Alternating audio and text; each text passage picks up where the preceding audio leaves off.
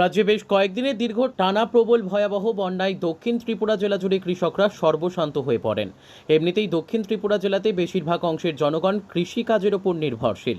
বিশেষ করে সাবরুম মহকুমায় মাধবনগর, সমরেন্দ্রগঞ্জ, কৃষ্ণনগর, রাজনগর, শ্রীনগর, আমলিঘাট, করিমাটিলা, পোয়াংবাড়ি, মনুঘাট, ইন্দ্রানগর, বটতলা, ছোটখিল, দৌলবাড়ি, পূর্ব জালেফা, পশ্চিম জালেফা, পূর্ব হরিণা, পশ্চিম হরিণা, থাইবুং, চালতাছড়ি, রাজীবনগর, মনুবাজার, সোনাই, বনফুল, কলাছড়া, ফুলছড়ি, বুড়াতলি সহ আরও বেশ কয়েকটি অঞ্চলের কৃষকদের ধান, পানের বর, বেগুন, কাঁচা লঙ্কা, কাঁকরোল, পটল, লাউ, মিষ্টি কোমর, কচু সহ আরও বিভিন্ন রকমের ফসল নষ্ট হয়েছে।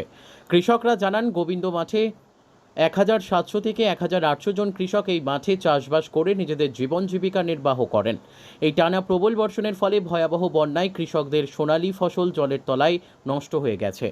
বর্তমান রাজ্য সরকার যদি তাদের পাশে না থাকেন, তাহলে ওদের আত্মহত্যা করা ছাড়া আর কোনো উপায় থাকবে না।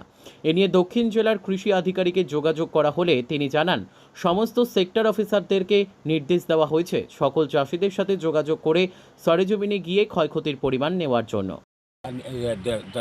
আমি করছি আচ্ছা কৃষক আছে 400 পরিবার আমরা তো একটা শেষ আত্মহত্যার ব্যবস্থা হয়েছে। আমরা তো এটা করি চলি।